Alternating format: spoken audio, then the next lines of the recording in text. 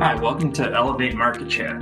This month's episode was recorded on April 25th, and Shane and I are going to get into the latest on bond yields, rate cut expectations, or what expectations, how to plan long-term with your financial future in this type of an environment, investing in Bitcoin, how to do it, and then we'll check in with the Magnificent Seven and see how they're doing. So thanks for tuning in. Love having you guys. The following is presented for informational purposes only, and none of the information contained herein constitutes a solicitation, offer, opinion, or recommendation by Elevate Capital Advisors or any of its employees to buy or sell any security or provide legal, tax, accounting, or investment advice regarding the profitability or suitability of any security or investment. Opinions and analysis are based on information from sources believed to be reliable. All investments entail a certain degree of risk, and financial instrument prices can or may go up or down based on any number of factors. Consult your financial professional before investing. Shane, good to be talking with you again. It's been a little bit, about a month now since our last recording, so a few things have changed. Few things, man. The whole market has kind of turned around and started going the other direction since we last spoke for the most part. So yeah, man, good to be here with you again as usual, and hopefully we can create some good content for our listeners, get some more likes and subscribes, and hopefully some new questions to answer in upcoming shows. So for all of you listening, if something triggers your brain or something we don't explain well or something you think we're totally wrong on, we'd love to hear from you. You can send us questions and feedback at info@elevatecapitaladvisors.com. And that's also our website address. So check out our website. You can read about our strategies. You can find my market commentary, which I put out once a month, and hopefully some other useful stuff. So anyway, Kyle, looking forward to chatting with you today, man. You bet. And yeah, I think to start off, the biggest change we've seen is starting this year, everyone, except us, I guess, they're talking about, oh, there's going to be 6 rate cuts and the world's just going right back to normal. And I don't know, do you have the number and what the latest rate is at for what the cuts should be? I do. I have access to just pull it up here in the Bloomberg terminal. I haven't done it today, but the last time I looked, they were pricing in 1 cut for the remainder of the year. It kind of bouncing between 1 and 2 cuts for the year, which is a little different than what they were expecting at the beginning of the year. Mm-hmm. The 100% odds that the Fed would start cutting in March have have kind of gone by the wayside. And the expectation for as many as 6 rate cuts in 2024 has crumbled. And anybody who's reading my commentary or listening to this podcast knows that I never expected them to cut at all. And so far, looks like that's going to be the way it is. Who knows? I mean, things can change in a moment's notice. And we got some data this morning that you never know how that'll impact things. So always new data coming, and things can change, but I don't think the Fed's going to be cutting rates this year unless the market is in free fall and unemployment is skyrocketing. I think those two things need to happen for the Fed to cut at all, let alone aggressively this year. Mm-hmm. And it's just important to remember what actually matters. Yeah, just cutting rates in a vacuum is not the indicator of what the future holds. You got to factor in GDP, things like that. And something I just brought up here that we wanted to talk about was just interest rates as a whole. If you look across the curve, yes, the curve's still inverted, but the other thing now is you are seeing some of those longer duration bonds, the interest rates are going up. And I just have to ask, if inflation has been conquered and it's going away, why are interest rates going higher? What's your answer to that, Shane? Yeah, well, the bond market is calling the equity market's bluff here, and the Fed's bluff, right? Saying that they're going to cut rates. The bond market is saying no, doesn't look like it. We're pricing in higher rates. The interesting thing is the more the bond market prices in higher interest rates, the less the Fed will have to hike by, if it turns into the fact that they needed to hike. So, but yeah, I mean that's just what it seems like to me, is that the market is saying, all your hopes and dreams are probably wrong, and rates are going to stay higher for longer at a minimum. but as I wrote in my most recent commentary, it's not impossible that the next move is a hike in interest rates. Not impossible. I don't know how likely, but certainly not impossible. Mhm. And yeah, Shane, you mentioned it. We did get some data this morning with GDP, and it sounds like that number was lower than expected, which, I never know how to predict GDP, but I do know that when it's lower, that means less growth. Less growth means fewer jobs, fewer production, the real outputs of the economy. Um, so, not a great thing, right? High inflation, low growth. It just doesn't sound like the best thing if I'm looking at the economics. It doesn't always mean what the stock market's going to do, but on the economic side, not the most encouraging. Is that how you view it? Yeah, you know what? I for the most part, yeah, I think there's a little bit more to it. Like you were saying earlier, this isn't like hiking or cutting rates in a vacuum.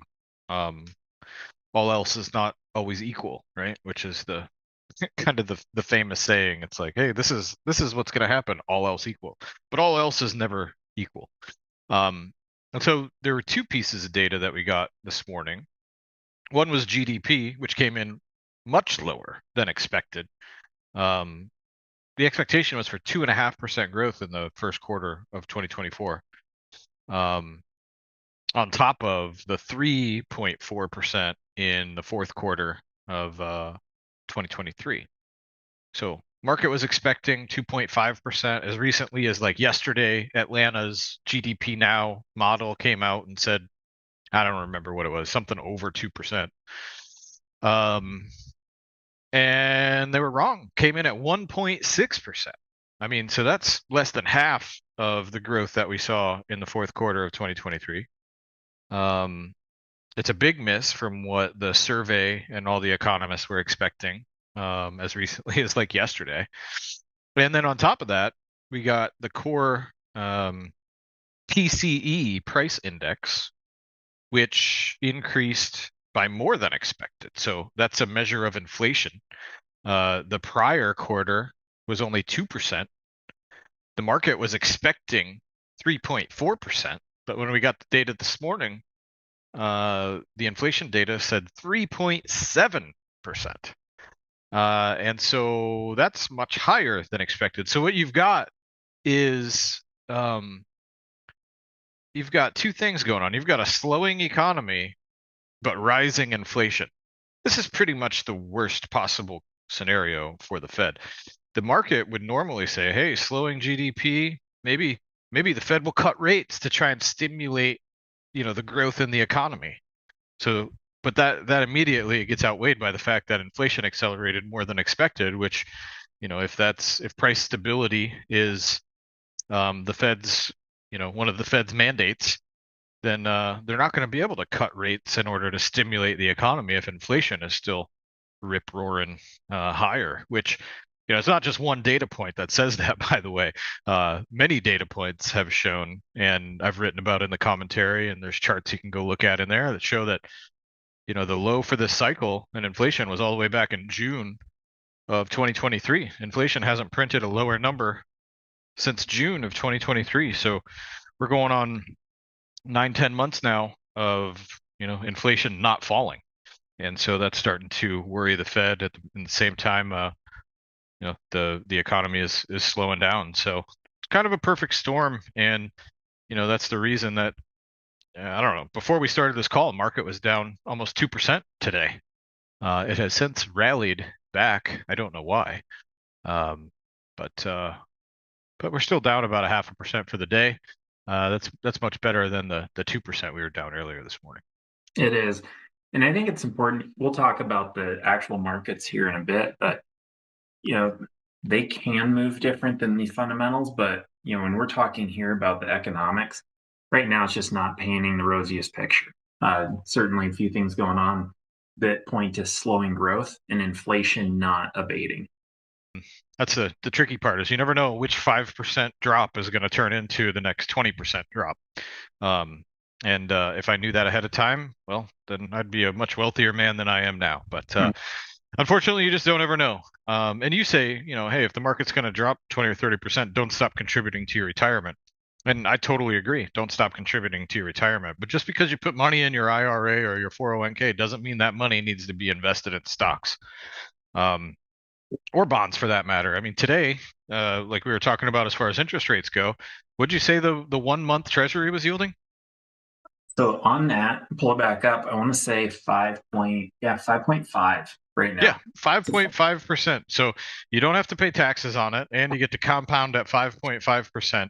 So if you don't want to buy into the market right now, there's actually an alternative. You can just take that money you would have otherwise sent to the IRS and put it in your retirement account and compound it at 5.5% in US Treasuries, and only tie up the money for a month at a time, which means, at the end of next month, if you're more confident in the market because it's dropped 30% and has started to bounce, well, you take the money out of the 5.5% thing and start buying stocks with it. So I agree with you that, just because the market may not be going up and up and up. In fact, market going up is not necessarily the best time to be, putting all your money into your retirement. After it has dropped, is a much better time. But the point is just because you're contributing to your retirement does not necessarily mean that it has to go into the stock or bond market. There's always an option. Something's always going up. And 5.5% is a great risk-free return that you can get right now. I would also say that, quoting the man himself, Mr. Warren Buffett, he says, if I'm going to be a net purchaser of, a given stock in the future, then I want it to go down. So, for example, let's say you want to buy $10,000 worth of Apple. Well, if you start in month one by buying $500 worth, and you got to buy 9,500 more dollars worth of Apple over some time frame, your hope is that before you get to, say, 5 grand in the stock, your hope is that it kind of falls before then. And even all the way to the end, if you're going to be buying more stock, if you're going to be a net purchaser rather than a net seller, right, over some time frame, you would hope that the stock falls. So you buy Apple, you put $500 in.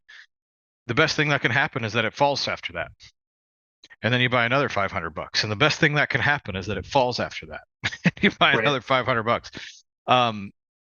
But a lot of people say they're at the end of their saving, their saving phase for retirement, and say they're 55, they're 60 years old, they're going to retire in the next 5 years, and they're going to actually be a net seller of stocks for the balance of their life, because once they've got some left to buy, right, between now and when they retire. They're going to keep putting money into their retirement plan.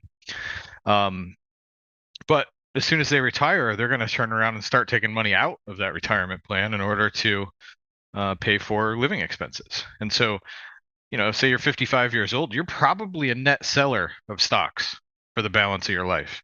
Mhm. And you no longer want the market to go down, right? You don't want that to happen, and you don't need to be just taking your money and investing it in the market, regardless of what's happening in the market. I think you need to be a little bit more tactical about what you're doing, what you're buying, why you're buying it, your asset location, your asset allocation, your security selection. All those things need to be a bit more, involved, and just kind of passively buying and holding the market when you're in the stage of the game where you're looking at having your accounts pay you instead of investing in them. I just don't think you can afford to be a passive investor anymore at that point, because you're just taking a lot of risk on the sequence of returns, which, again, Google it if you don't know what that is. Sequence of returns is super important for people who are taking income from their portfolio. Yeah. And it's really important is that, there, even at those later stages, there are equity investments and they do help certainly long term as part of that portfolio. But nobody has ever said while they're filling up their, the tank of their car and they go, I've got $3 million, I'm okay. Now, if they know they have a cash flow, oh, well, I've got a $2,000 check that comes every 2 weeks. life's good. I use my cash flow to pay for it. I don't use my balance. And that's where planning is so important. You want to know that for your necessities, those cash flows, you have that covered. All right, Kyle. So let's jump over to talking about investing and trading. We had a question. I'm not sure if this is a question that you were asking or maybe a question you got from one of your clients or prospects, but I think it's a good question, and I've actually had some interest in this one myself. So I'll just throw it out there, and we can chat about it. But the question is, um, now that there are Bitcoin ETFs out there in the market, what's the point of having a Coinbase account? Should I close my Coinbase account and sell all my Bitcoin and other crypto and just buy the ETF from BlackRock or one of the other providers in the market? Or should I, for some reason, keep this Coinbase account and keep my Bitcoin? And it's an interesting question, right? So it's something that I've been thinking about and digging into. I really wondered personally if Coinbase as a company was going to struggle a bit because of this very idea that, hey, what do I need to go through the trouble of opening a Coinbase account and sending them a picture of my driver's license and my passport and all these scary stories I hear about crypto getting stolen and um, exchanges losing people's crypto and hacking going on. I mean, what's the point? Shouldn't I just buy this thing in my IRA? And I kind of thought that as a result of being able to buy Bitcoin in an ETF in a regular investment account, I just thought that Coinbase would probably lose a lot of business because of that. Turns out when I dug into um, like the prospectuses. Yes, I'm that kind of nerd. I read the prospectuses for the Bitcoin ETFs. Well, it turns out they do all their trading at Coinbase.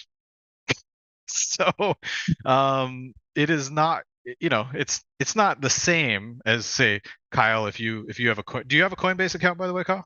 I don't. You don't even have one. Wow, look at you're younger than me and you don't even have a Coinbase account. Do you have a crypto account anywhere? My background with crypto is I was an equity analyst, and one of the guys presented the idea, and it was trading at, I think it was 150 a coin. And my response was, are these like Mario Brothers coins, or like, what is this thing? So I missed that ship, and here I am trying to just buy my conventional assets, none of That's which are funny. Bitcoin. Doesn't mean it's a bad thing to buy. That's just where I am. But you don't have a Coinbase account. Well, I'll tell you what, if you had a Coinbase account, I have a Coinbase account. And I do still buy crypto there. Only Bitcoin and Ethereum. I don't really mess around with the other things anymore. Um, but when I go buy Bitcoin, we'll just stick to a Bitcoin example. When I buy that at Coinbase, Coinbase makes, 0.5% on the trade in the pro version. If you I think it's called Pro version. In the regular retail version of Coinbase, if you go buy $100 worth of Bitcoin, um, I think they're getting like $4 or $5. So like 4 or 5% to buy $100 worth of Bitcoin. If you do it the right way, you can get it down to like a 0.5%. So if I buy $100 worth of Bitcoin and Coinbase Pro, I think they get about 50 cents. So that's pretty reasonable.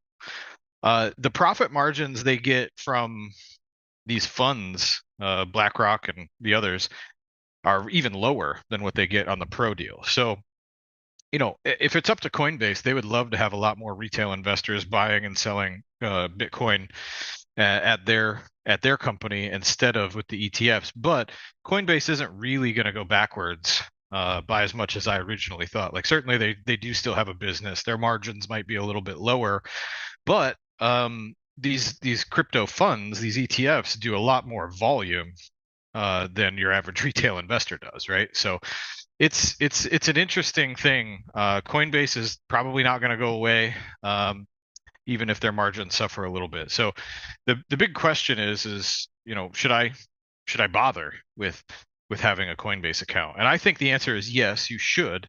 But the big problem is that you can't open an IRA at Coinbase, right? So if you've got a lot of your money in a 401k or an IRA right now, and that's where you want to take risk and buy some crypto, you don't have a choice. You have to buy the ETF. And that's great because it used to be that you just wouldn't be able to buy any crypto. You would maybe have to take a withdrawal, pay the taxes, put the money over at Coinbase, and then buy crypto. And that would have been a terrible idea. But now that the ETF exists, you can just buy the ETF and get exposure to Bitcoin.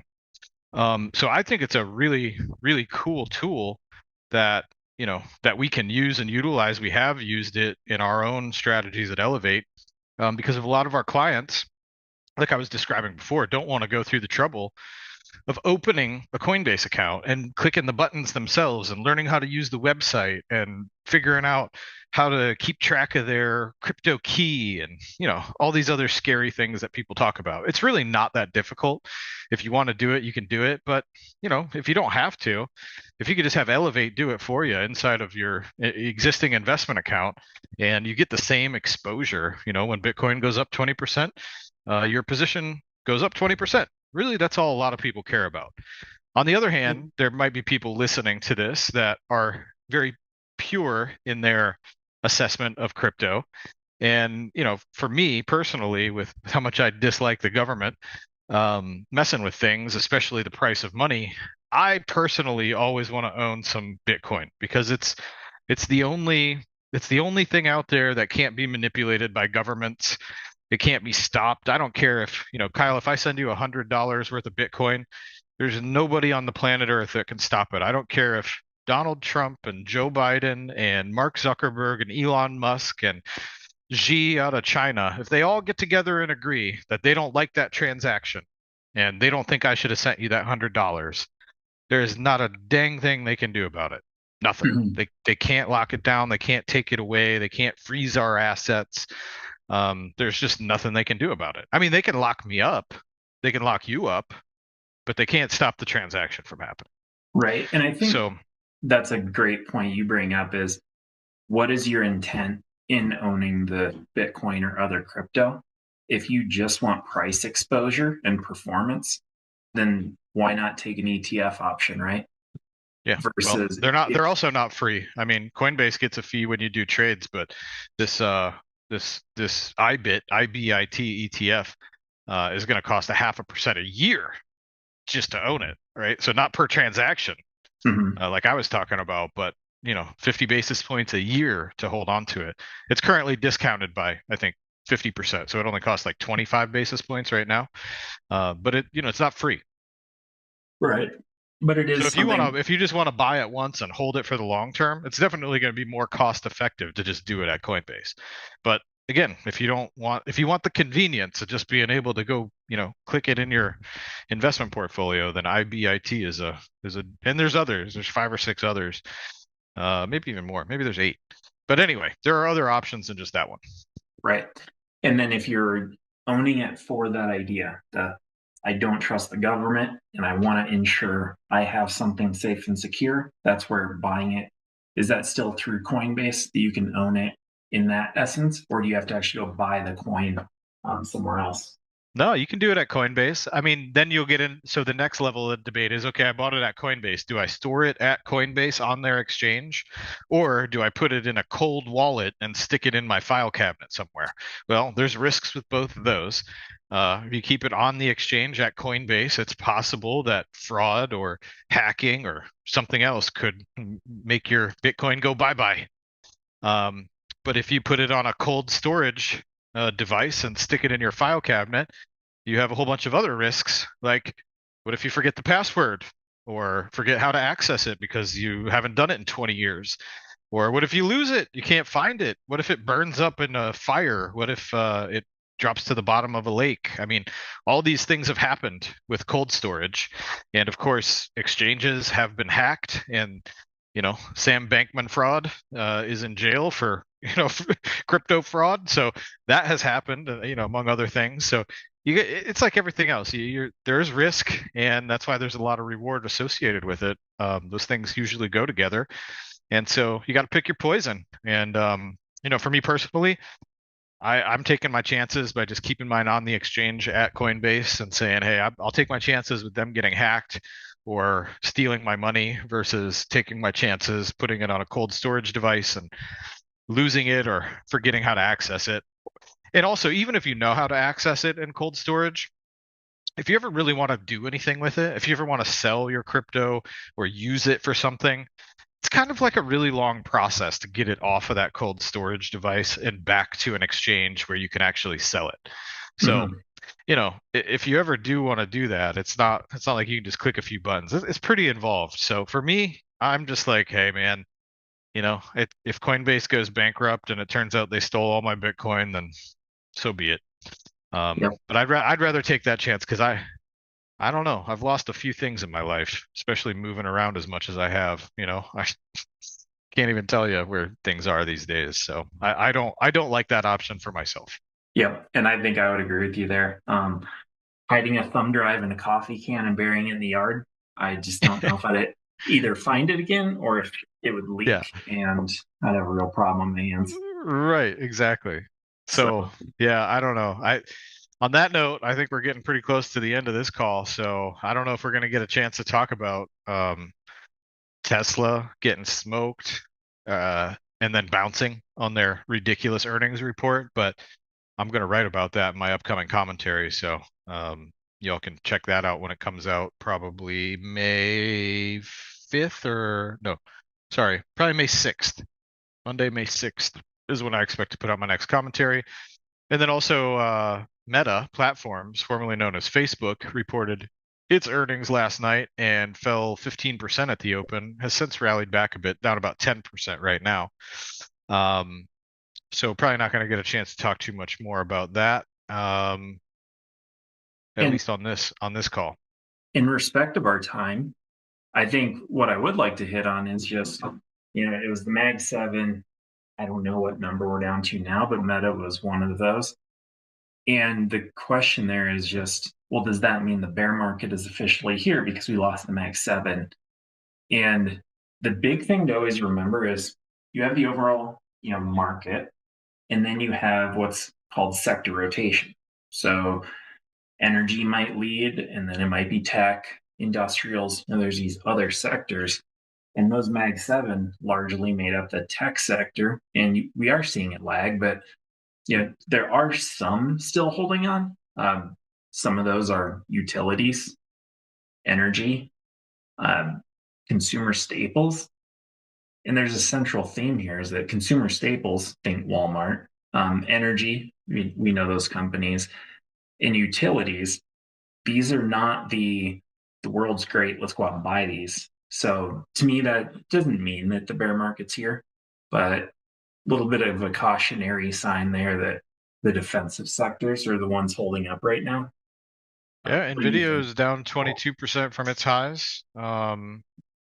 Tesla, we all know, has gotten crushed. Apple doesn't look very good. Amazon and Google hanging in there.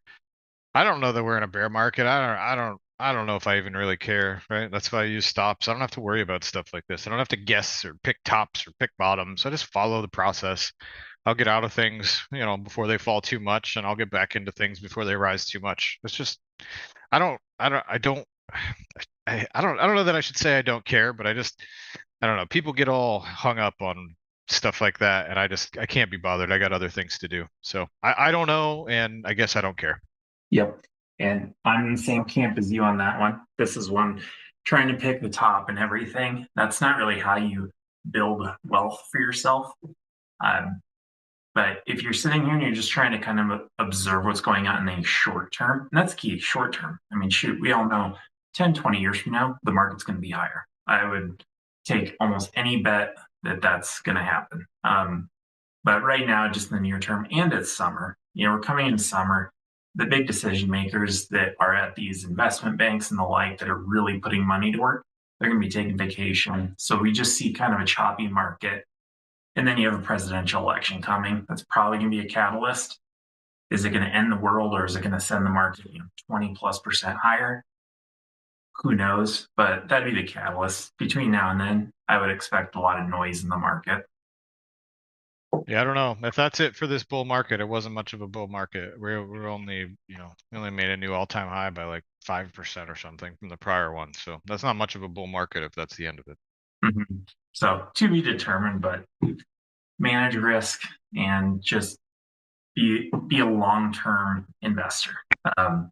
If you do those right, things will work out well. But trying to predict, that's for people on TV that like to stake the claim on it. And even though they're wrong more often than they are right, as most of us are, not really how you should manage a portfolio. I mean, long-term investor too is kind of loaded. Like that doesn't mean buy and hold. I don't know. I don't do that. No. If that's what you want to do, you don't need an advisor. You don't need a passive pie chart of anything. You need a, a Charles Schwab account and a computer, and just go buy the S&P 500 or something if that's what you really think you want to do. So, honestly, I don't know. I mean, 20 years from now, is the market really going to be higher? I don't know.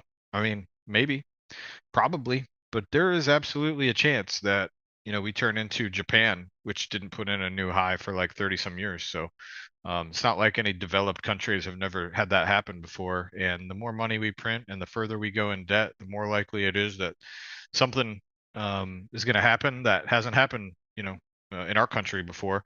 You could also look at, the timeline of world reserve currencies and how long do they normally last, and how long has the United States dollar been the world reserve currency. We're getting pretty much in line with the time where that fails. And on an even bigger timeline, you can look back through, democracies and how long they tend to last. And these are like hundreds of year timelines, right? But we're pressing up against them in every case in the United States. And there's some things wrong with our country right now that I think are going to be really, really, really, really hard to fix, and probably impossible to fix without substantial pain. And that substantial pain probably means things like not being the world's reserve currency, especially when you got an option like Bitcoin. So the last thing I'll say about Bitcoin, and then we'll wrap this up because we're not going to get to questions today, is the reason I think Bitcoin has a long and bright future is because there just needs to be a global standard non-political valuation measure, standard of value. Like we have a global non-political standard of length, right? It's the metric system.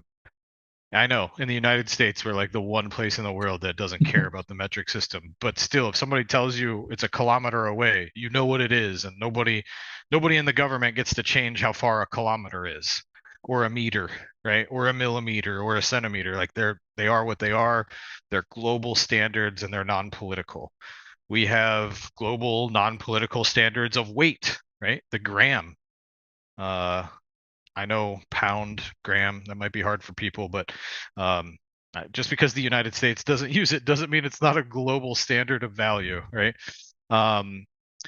And so many other things, right? We have these global non-political standards that matter, that can't be manipulated by anyone. And Bitcoin is what that can be.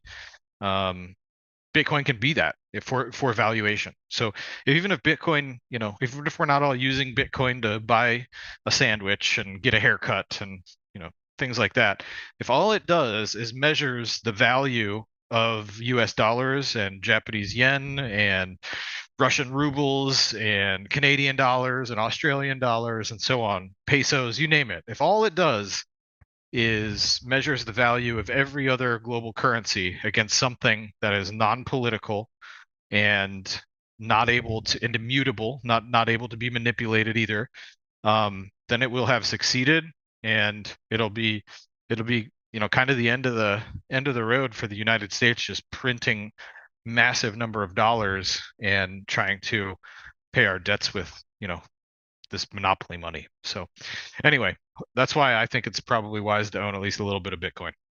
And I would agree with you on that one. All right, man. Well, let's leave it there for this month.